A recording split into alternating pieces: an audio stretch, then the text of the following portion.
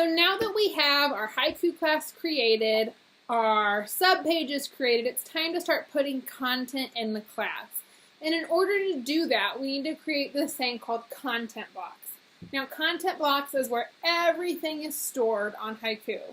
You don't just put a file on there. It has to have its own little block.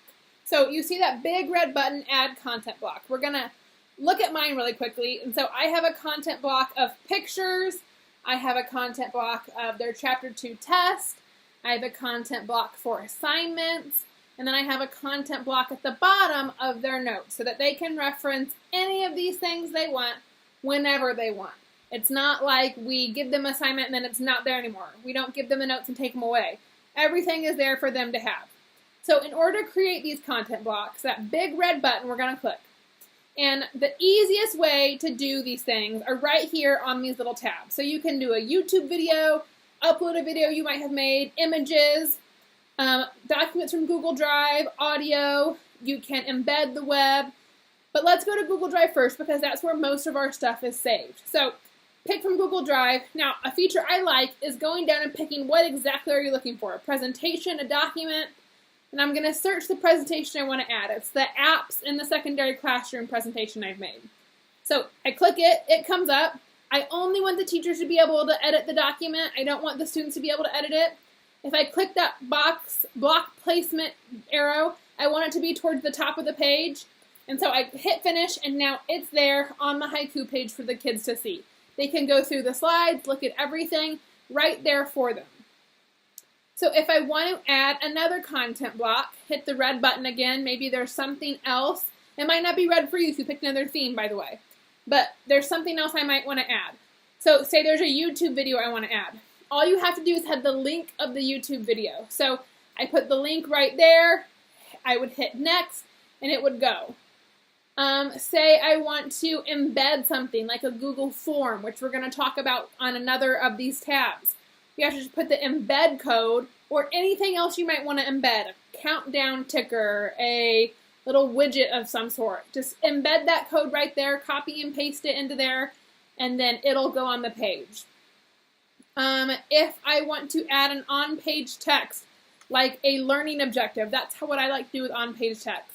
I can do Chapter 1 learning objective, and then right down in the box below, I just type out whatever text it is I'm wanting to add on this page.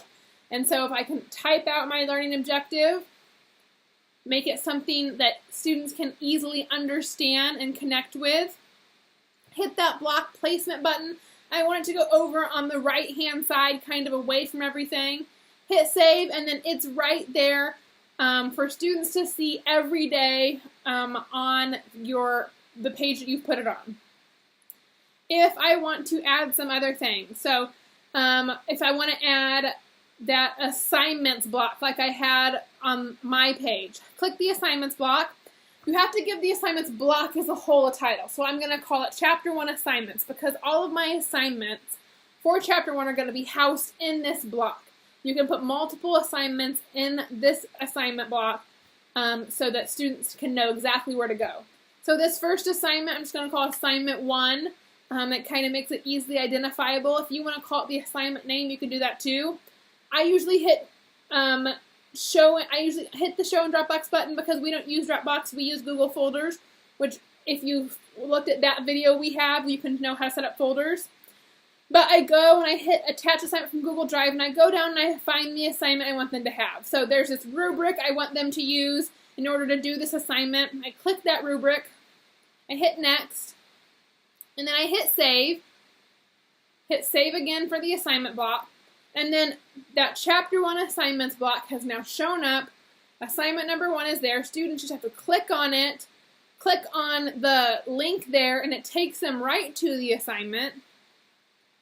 And what's cool is that it says the due date right underneath it. So students know exactly when it's due, when to turn it in.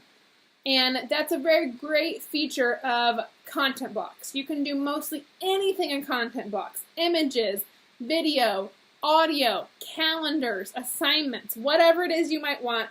Content block is kind of your first stepping stone to adding that information onto Haiku.